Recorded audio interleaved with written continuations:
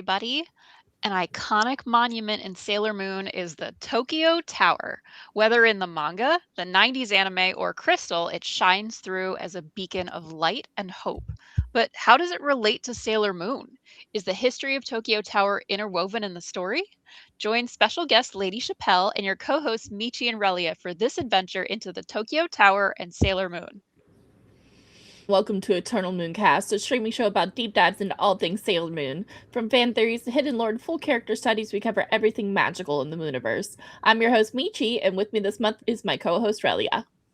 Before we dive into this month's show, quick Mooney disclaimer. We would like to remind everyone that these are just our personal opinions. We do not in any way represent Toei or the Sailor Moon intellectual property. We just really like to talk about Sailor Moon. If you'd like to jump to a specific topic from tonight's show, timestamps are in the description. For tonight's topic, we're diving into the history of the Tokyo Tower. Joining us tonight is special guest Lady Chapell. Hello, everybody. How's everybody doing tonight? I hope you guys are doing well this Friday evening. My name is Lady Chapell. I've been a Moonie since 1990. I remember the Cartoon Network days, so I've been there for way too long. But also too, I really want to talk about the Tokyo Tower and how it relates to Sailor Moon, because I think it's very interesting. I think you have to understand the backdrop of how it began and how it relates to Sailor Moon.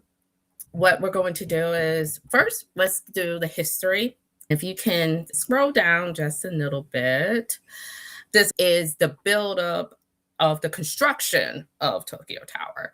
This man is considered the father of Japanese towers, but he did his so uniquely that it differs from everybody else's. Now, so the story goes is that NHK, if you don't know what NHK is, it's like one of the big Japanese broadcast channels. And the thing was, they needed a tower for their communications at the time. So they decided to go to this individual.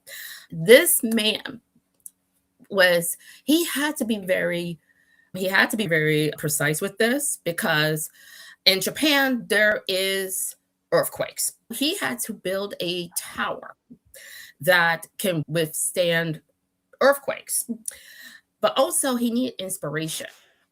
And that inspiration for that tower is mirrored of the Eiffel Tower in Paris, France, which looks just like it, but it's a little bit different.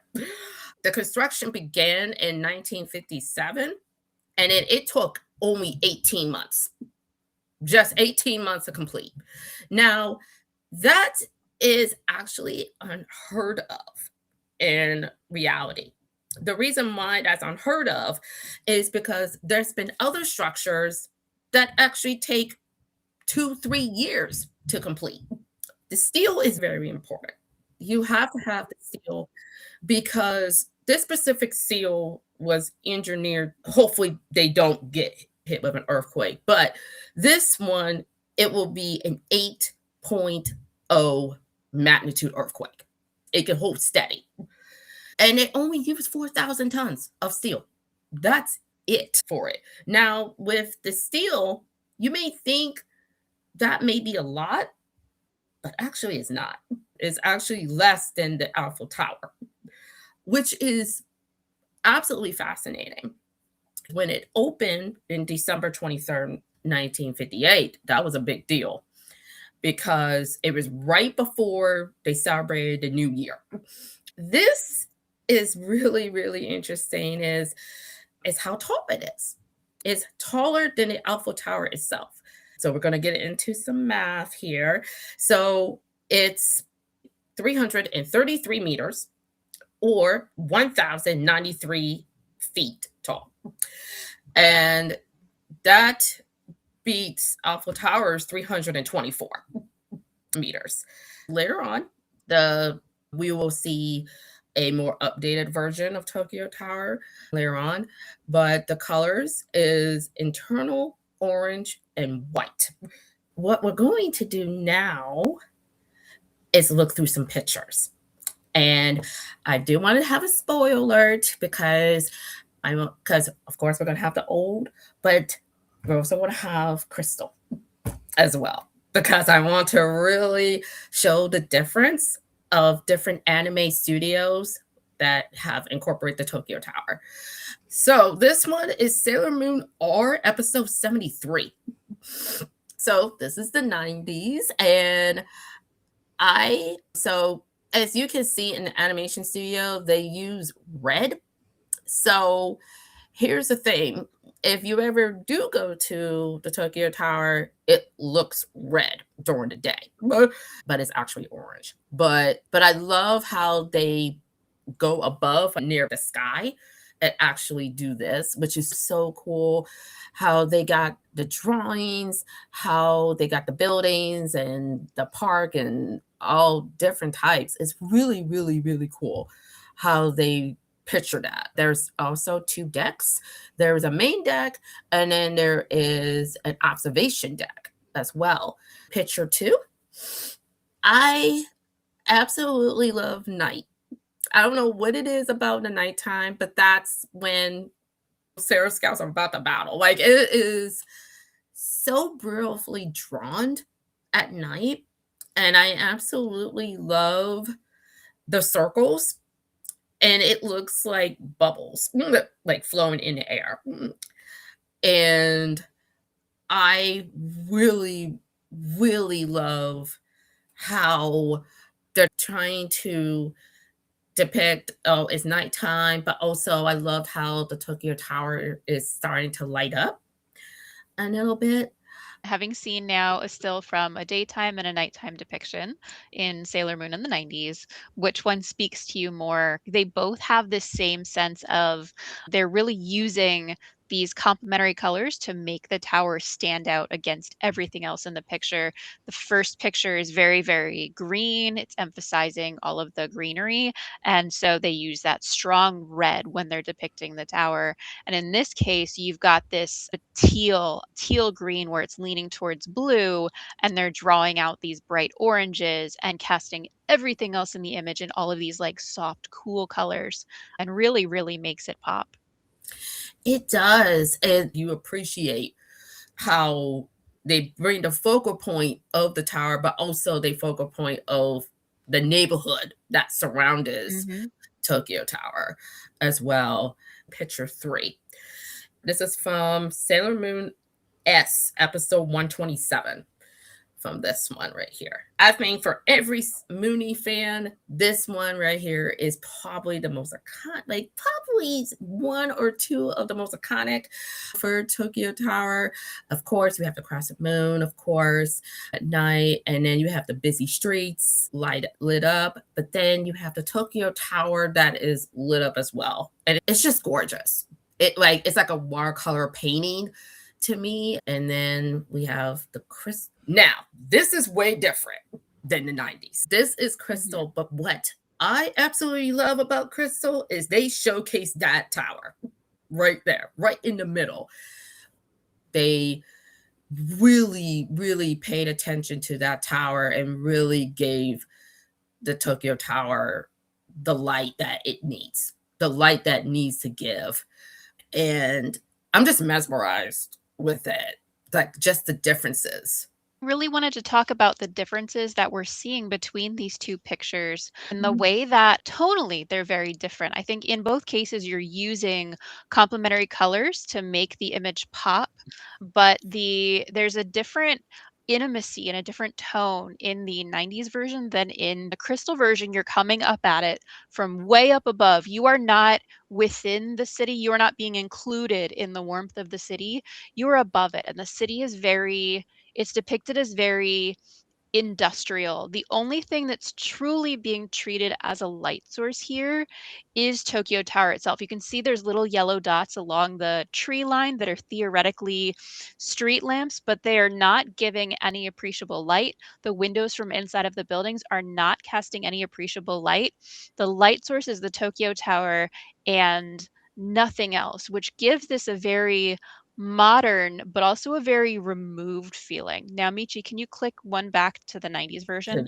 You'll see this, and you actually, if you on your own time go back to the other image and look at it as well, you'll see that a thing that they do in the 90s and how they depict Tokyo is that consistently at night, the light is not coming from the moon. It is not coming from the sky. The light is coming from the warmth of the city. Tokyo itself, the buildings are always brighter at the bottom where all of the light is assumed to be. And then they get darker as you get to the top of the building. You can see this really warm, inviting yellow tone at the bottom of the building. And the camera is telling us that we are on the street with this camera. We are the viewer at street level. We are within Tokyo.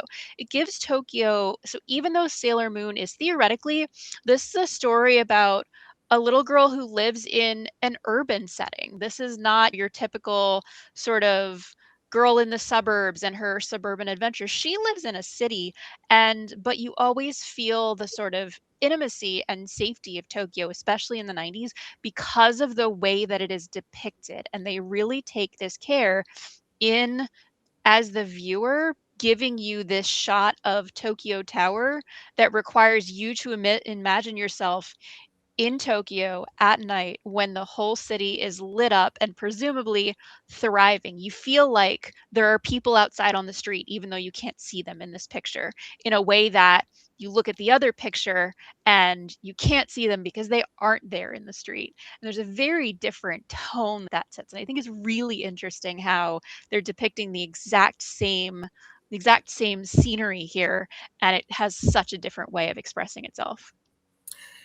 Yeah, and also like with the 90s version, I see the street lamps and Mhm. it's lit up. And it's really lit up, which I absolutely adore, where it feel like you said, like you feel like you're in the like you on the ground, you're in the street, and you're just feeling the warmth and feeling like you're part of the community, or you're part of the neighborhood.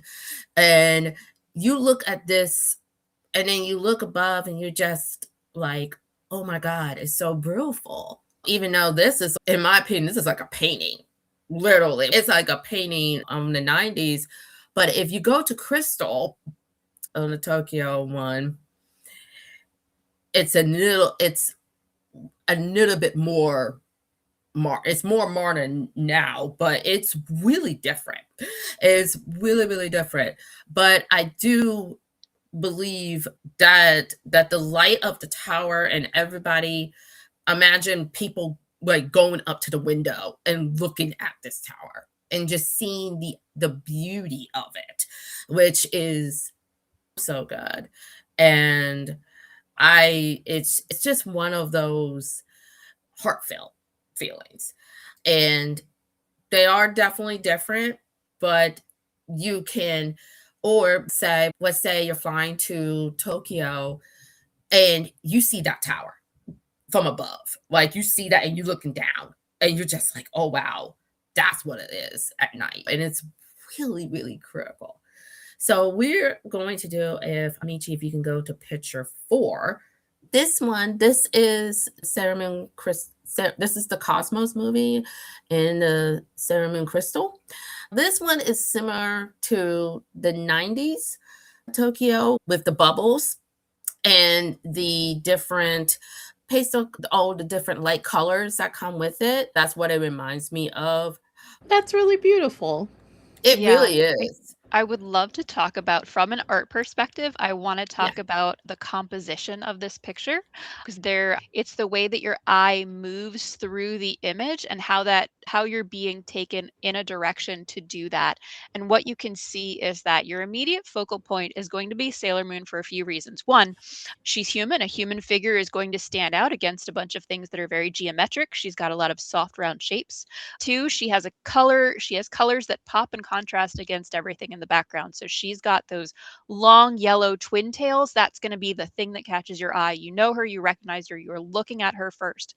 Then for three reasons really, we're going to go left. The first reason is she's looking in that direction. The second reason is her hair is moving in that direction, so your eye wants to go that way. And the third reason is that all the other colors on the page are taking you that way too. You've got those light aqua bubbles of color that are leading you left along the skyline, and your eyes being drawn right to Tokyo Tower. It is an essential part of the composition of this picture because it's taller than everything else on the skyline, and it is bright orange. So your eye is going to go right from her pigtails into Tokyo Tower. And where does it take you once you hit Tokyo Tower? It's going to point you straight upward. Your eye is going to follow that line. And that's where you're going to see the three shooting stars that represent Star Healer, Star Maker, and Starfighter. And you can see their iconic colors there streaking through the sky. So the composition is very deliberate here. And Tokyo Tower is really being used as part of the composition to guide your eye through that arc of movement to take you from Sailor Moon and up to the starlights, which is really, really nice composition. And I never thought about that way. I saw Sailor Moon and I see her looking at that Tokyo Tower. So nice that they're using the 90s reference to come with the cosmos for the movie, which is absolutely well done. Also, the skyline. Now, the skyline is not teal, it's more blue. And you see the neighborhood is lit up, does have that warmth feeling, that modern feeling of capturing what Sailor Moon is looking at the same time. And they did a fabulous job. We got 3 more pictures. We're going to go to picture 5. I figured I could share my screen Thank since I was able to you. pull them up. Thank you. So yeah, Thank you. here's the really beautiful. This one is soft. You can feel the weather here. All the colors are very muted. This feels like a cold, overcast day. You kind of want to tuck your coat around you. The warmest thing in the picture is Tokyo Tower, and that's still a very cool red compared to its orange. This one is just, I don't know, it just hits different for me because it's at night, you're on the street. You feel like you're going home or going out with friends. It's like transitioning from the night with the sunset.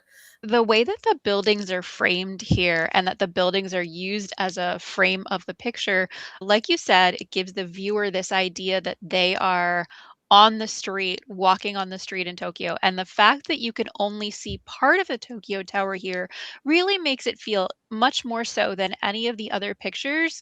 Like the Tokyo Tower is this familiar landmark that exists in your life living in Tokyo that you can be walking home down your regular street and you'll always just see it because it is up until I believe 2012, it was the tallest building in Tokyo's skyline. And it is obviously it's still going to be this little building that kind of peeks out, and every so often you're walking around down the street and there it is. It's your familiar friend in this picture.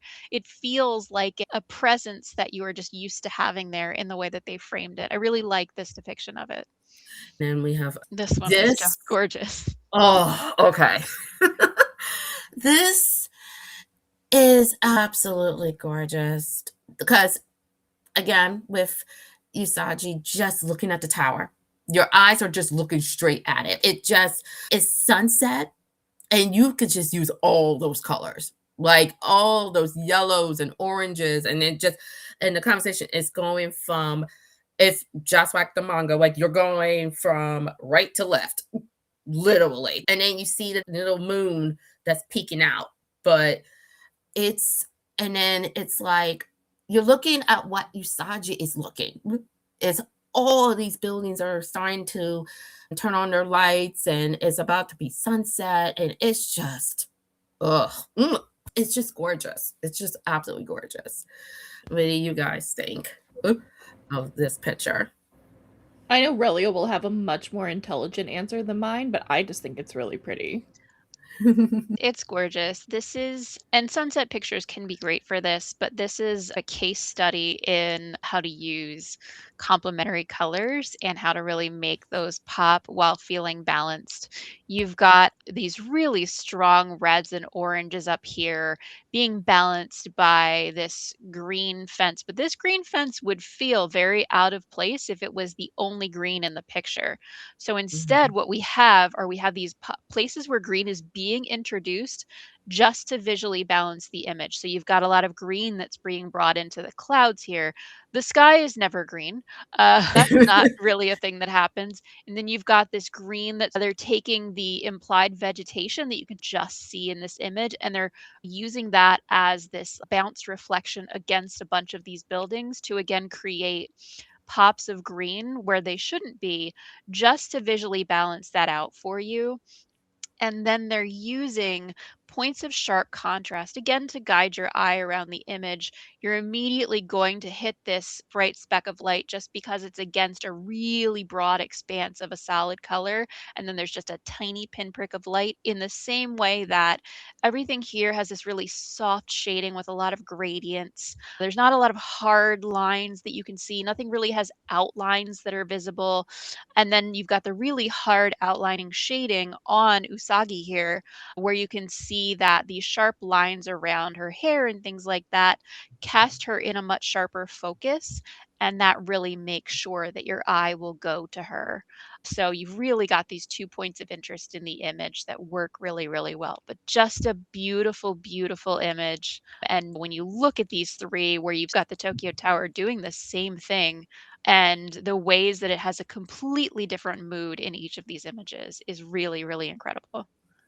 This is all coming from one movie. And that Yeah. is just really impressive how they just put all this in one movie. And they really wanted to showcase Tokyo Tower. For me, I love the 90s and Crystal of how they use the Tokyo Tower, not just in anime itself, but in art. Like it's, and this is, it will go down in like anime history, but also art history as well, to picture a real landmark that is so iconic to everyone for Japan, for sure. Yeah. And yeah. Oh, I see a comment. Just wondering what seasons of Sailor Moon Crystal these pictures are from. I ask only because there was a change in art styles between the second and third seasons, which emulated the 90s anime much more than the manga. You are so correct. It did. Yes. Yes. I think also it can be animation directors, it could be art directors. It's there is more to art than people think, from color grading, from lining, like the lines. And I it because for me, I'm not like, I only like picture because if it looks like, the pictures are going to speak to me if I see it. But also I think it really does matter what studio does what and what is You different. answer your specific question. The three pictures that we Mhm. were just looking at, the sort of foggy skyline, the nighttime skyline, and then the sunset skyline, those were all from the Cosmos movie in 2023. So you're looking at the very end of Crystal, when they had fully moved to just the film adaptations. And those are, I think, in some ways, the most visually loyal to the 90s anime. Yeah. I agree. Other comments as well. Yeah, we've had some other comments. Let's see. Yolandak 2020 coming in saying first time was through Sailor Moon, meaning the first time they saw the Tokyo Tower. Yes, How about yes, you, And yes. Michi? Do you remember if that was your first experience of seeing the oh, Tokyo Tower? definitely was through Sailor Moon. Was it the night, or do you like the night or the day? I like Oh, the nighttime because it's more dreamy. mhm. Especially how they use the colors in the 90s. Mhm. Definitely how they use the colors, because the color choices do matter. It does matter, because if it's teal and light blue, that's different. But then Crystal does the dark blue, then light. It's really, really different. But I really, what I do love about Crystal is that sunset. I don't know what it is about that sunset. What about you, Ladia? What do you think? Was it night or day for you that you love? So I think generally the way that it gets used in Night and Day is really interesting to me. And I think that I want to piggyback off of what you were saying about the uniqueness of the sunset shot. And a thing that is really different here is that when you use these establishing shots of the skyline and the way that that affects the tone in how Sailor Moon is presented as a show, especially when you look at the 90s, which really established this tradition, you've got a real color story in terms of the parts of Sailor Moon's life that happen during the daytime when the colors are hue more towards realism and towards your standard primary colors. She's living her everyday mundane life. And then at nighttime is typically, especially in the early seasons, when she has her super powered adventure. So there's this real deliberate bifurcation in how they separate the two halves of her life into night and day, fighting evil by moonlight, winning love by daylight. And in the night shots, especially in the 90s, you had this very romantic, very soft, very unnaturally pastel and cool toned palette for everything, where they were using these soft gradients of all these pinks and teals all over the place to really make it feel like you were removed from reality to an extent. You didn't get a lot of scenes that took place at sunset because that doesn't represent a place where Sailor Moon typically is in her interiority. And the reason that you can really use sunset and the things that sunset symbolizes in Cosmos, especially, is because Cosmos spends a lot of time making the viewer sit with Usagi's interiority and her feelings, her tumult, her turmoil. Sunset inherently is a transition, so it represents an adjustment, it represents change, and that's not something that's happening in your typical 90s episode of Sailor Moon, but it is very much the thing that is at the core of Usagi's experience in Cosmos, where she's gone from a life where her problems are surmountable to two movies where she is watching her friends die all around her, coping with the fact that her true love is gone and she is unable to process his death and is actively compartmentalizing that and shutting it out.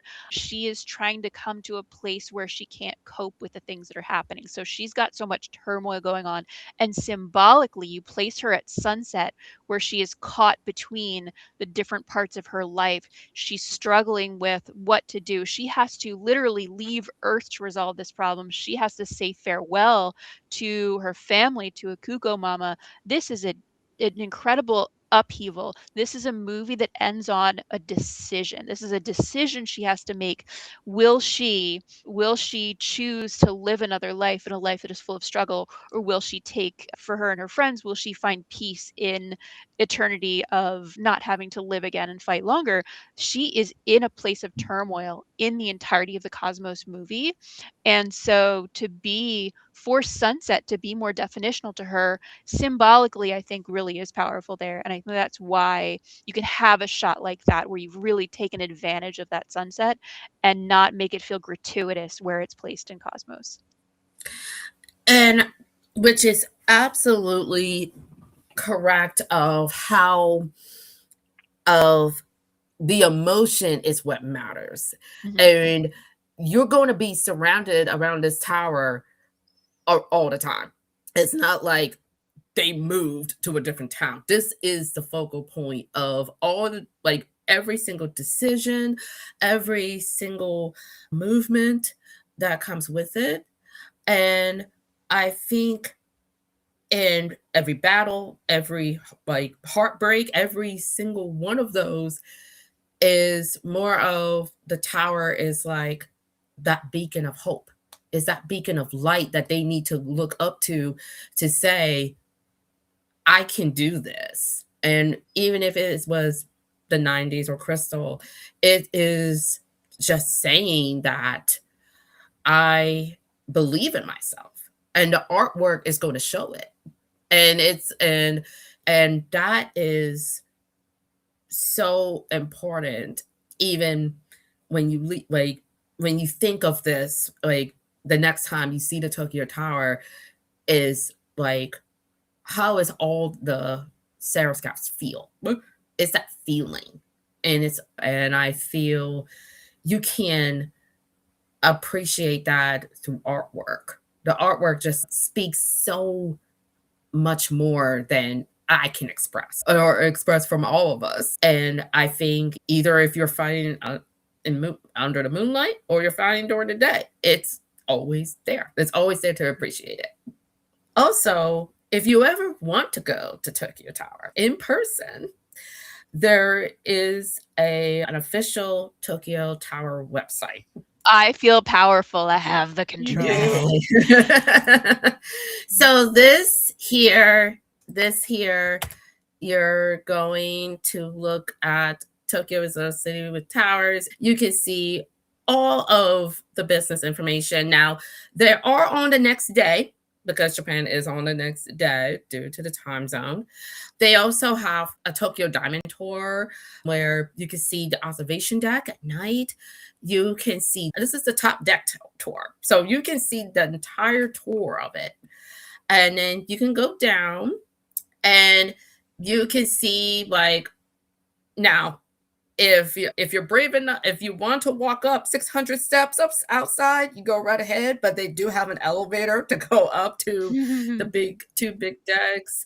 They also have a tea ceremony that you can go to. And they also have a shrine there. They also have a nightclub. And they also have mascots. But then if you see the picture right next to the mascots, at nighttime, it looks orange when it's all lit up. They also do different colors. Yeah, right now it's lit up for the World Baseball Classic. Yeah. So it looks like they lit it in red and white. Yes. Yes, and it's a famous, and also like they have a live cam, so you can actually watch the Tokyo Tower lit up. They also have a tower gallery, so you can see how the Tokyo Tower was built, like in full pictures, in full bloom. And then on the bottom, of course, they have videos of what is of all of it, from drones to tea ceremonies, and then up on top, next to Tokyo Tower, they have Foot Town. So as a summary for Foot Town, is basically a store. Foot Town is literally stores. It's literally shops. It's really, really cool because they have 5 floors for that. 5 floors. It's literally, you can buy tickets there, but I also advise to buy tickets early in advance because they do sell out real quick. And they have all types. They have different levels. They have restaurants. They have all types of stuff for you. So that way, like, you're never bored. And seeing her dream. So a thing that you should know about me is that I love a crepe. She does. And so if I go anywhere, anytime I'm at a con, the first thing I'm on Grubhub and DoorDash searching crepes to see if there's any place that sells crepes in the vicinity of where I am. So I was looking at what was listed for Foot Town on the floor that I was on, and it said Marion Crepes Tokyo Tower store. So naturally, I had to know. In fact, Marion Crepes was established in 19. It was the first to sell paper-wrapped crepes, which gave birth to a culture of eating while walking. Oh, okay, nice. Very historic crepes, but also they look delicious. I want to eat them all. And it's, now I will also say sometimes they have display art of food, which is really, really good. It looks so real, but it's fake. But I'm telling you, the real deal is so good. They have all different floors. They have, and like the 3rd floor is my favorite. The 3rd floor is my absolute favorite because they have this like photo pickup counter. So they have professional photographers at the Tokyo Tower who are willing to take your photo at the main deck or observation or even on the ground and take pictures. And what they'll do is they'll take pictures from an angle to try to get the full picture of the tower behind you. And they're the ones who will come up and take and ask you if they, of course, with a fee, of course, and you can get your picture taken, which is really cool. And That's so also, nice. I love that for expected mothers to have a nursing room first. And it's really, really, they really pay attention. They really want to cater to everybody and making sure of that. And then they and then now the bottom floor, which is really, really cool, on the foot town, the 4th F and the 5F, once we get there, yep, right there, they have an attraction zone for kids and they have an arcade. So it's like they really cater to, it's a family affair. Like everybody is catered to it. And it's so cool. And then afterwards, we're gonna go to the main deck. The main deck is very, you obviously you're gonna be taking an elevator up. And an elevator up, and it is so beautiful with the night. Now, the night, to me, this looks like crystal for sure because of all the little colors that peeked out and everything. This is what it reminded me of in the crystal with all the buildings and everything. It's absolutely stunning to look at night. It's absolutely stunning. And in this floor, for me personally, I will not go and look at the skywalk window I would. because uh, I 100% would. you will look down. Yep. So I don't if you mind. have a fear of heights, this may not be for you. This may not be, but also too, you look down, you can see all the steel. You can look at all the steel of it. I think the more evil thing is actually these tiles, Yeah. which make the floor look like it's rippled. That's Yeah. pretty evil. Yes. Yes. And that looks like it's like a battle zone. I don't know. It just has that battle zone feel like. But also too, a fun fact about the colors. Orange and white. Those are the colors. Yeah. It's also the colors is Japan. But also every 7 years they have to repaint it. And it takes up a year to repaint the whole tower from top to bottom. And yeah, that's and it's so well put together. And also they have a cafe. Also, they have a cafe, which is really, really cool. And also they have a club, and that club actually features movies and shows and stuff. Oh, nice. So club over there, cafe. And also they have a challenge. So if you walk up the 600 steps up to the tower, you get a prize. You get something out of it. My prize would be a heart attack. Yeah. So I was like, wow. But yes, the skywalk window. Yes, yeah, but it's there. It's there. And they have a map of everything. Also, they have a second floor. And that's another floor too. And just like the sunset, it's just absolutely gorgeous, and the clouds and everything also too that you can do. And also if you have something to mail, you can go to the post box and you can mail something there. And they have more shops, another Shinto shrine, and then bathrooms. They have restrooms, and then they have a photo spot. It's really, really cool. It's a really cool place. And then the last one is the top deck tour. This is the tallest. This is at the very and now with this, however, this is a little bit more exclusive. This is the top deck tour, and then there is the Tokyo Diamond tour. So they are going to give you a full show and it's more intimate. That's a membership. Now that you have, that's a little bit higher in price. Just to also let you know, on the top, next to the top deck tour, they have events that they do all year round, which is really, really cool. They do light up, and so you can do illumination, music, attraction, calendar. Like they have tickets, they have everything and anything you can think of, they are going to do it. They also light up the Tokyo Tower. They do pink for the Sakura season. They, and also breast cancer awareness. They also do rainbow colors for Pride as well. So they do a lot of colors. And it's so cool also with holidays and everything. It's really a light show. It's such a, like a light show, and it's so cool. And you can see that. And also they have fees, they have business hours, and also you can change the language of whatever language that you speak. They have so many. So Yolanda 2020 says the Tokyo Towers were the three main heroines left Earth from in Magic Knight Rares. I didn't know that. Oh, wow, awesome! Super Iconic. important in that So show. iconic. And then cosplay, hey, said coming in saying, I feel like the Tokyo Tower is beautifully used in anime to keep you grounded.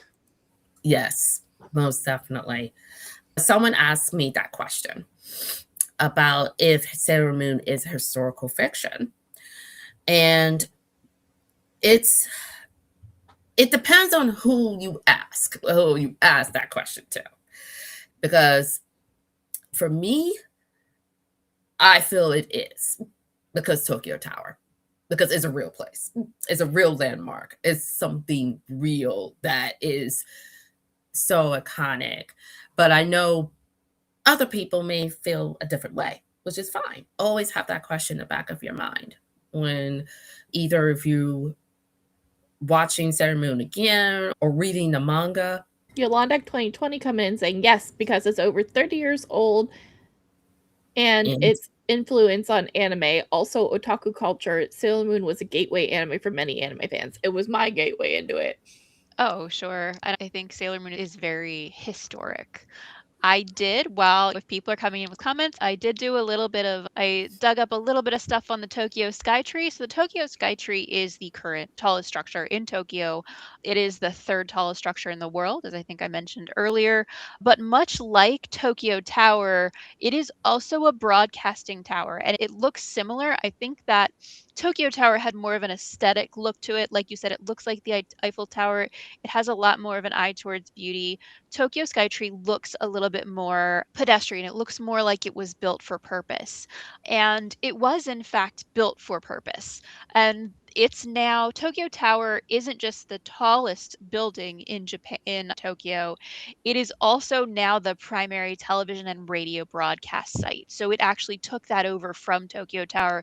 And the reason they did that was because Tokyo Tower was no longer able to give full broadcasting coverage because it's now surrounded by so many high-rise buildings that they were actually interfering with its ability to do its job. So Tokyo needed something that was appreciably taller than all of the buildings around it, and it very much is. I believe Tokyo Skytree is almost twice as tall as Tokyo Tower, but it is huge and it just dwarfs everything else on the Tokyo skyline.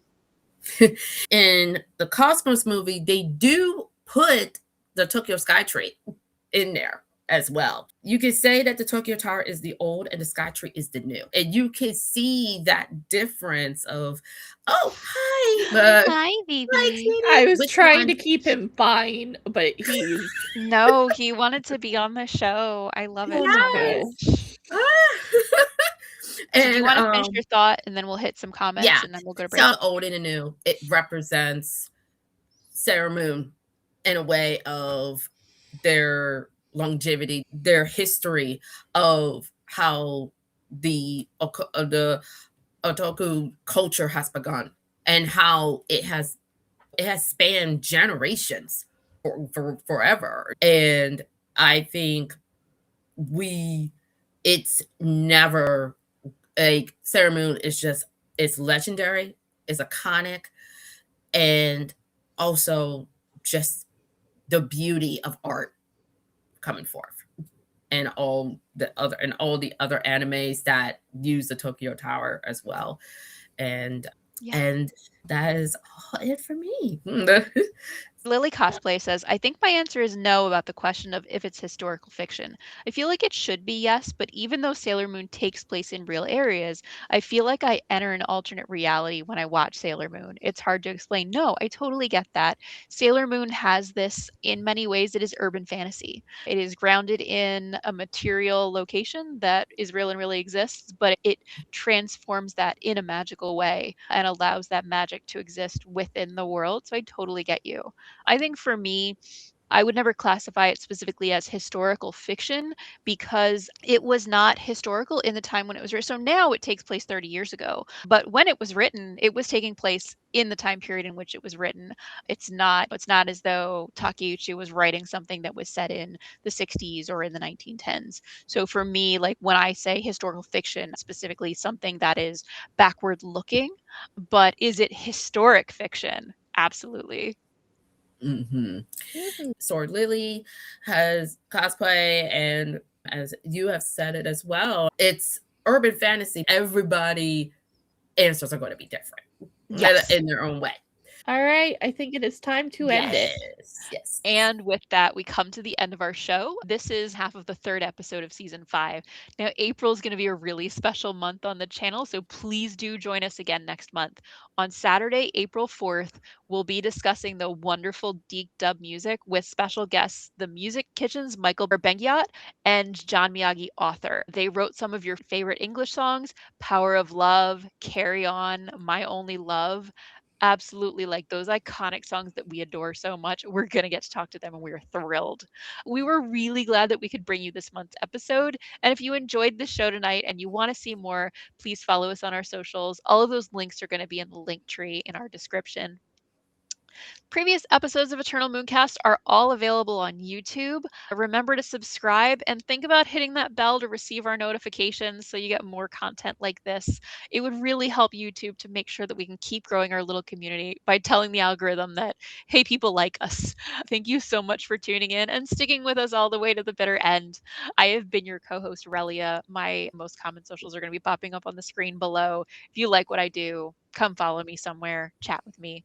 Lady Chapell, I think. Yes. You can follow me on Instagram at lady-chapell.cosplay, Facebook of the same name. If you want to follow me on my photography journey, it is Lady Chapell Photography LLC on Instagram. And if you love K-pop, X-pop, or global pop, come on over to K-pop Voyage on YouTube. We also just opened a Patreon. So if you want, we have a free video and it is on Cat's Eye. So if you want to watch. In addition to Eternal Mooncast, you can also find episodes of our sister show, Bishoujo Senshi Slumber Party. On BSSP, we're currently watching the 90s English coverway dub of Sailor Moon and reacting to that. For watch-along reactions, our entire Patreon backlog is up for free. We get together every month for a live stream to discuss where we talk about what worked, what didn't, and which monster of the week we'd smash or pass. Our next episode of BSSP is airing tomorrow, March 14th. We'll be discussing the Sailor Saturn arc of episodes 111 to 115. As always, I have been your host, Michi. You can find my personal socials at MEW21, _cosplay. Likes, comments, and follows are some of the best ways to show your support for the show. We love reading all your comments on YouTube. As a quick reminder, these have just been our personal opinions, and we celebrate all respectful Moonie opinions here. We're working hard on the show to be a place for Moonies to come together to discuss their theories, for their love and passion for Sailor Moon. And with that, we wish you a see you good tomorrow, night. hopefully. Yeah, see you tomorrow!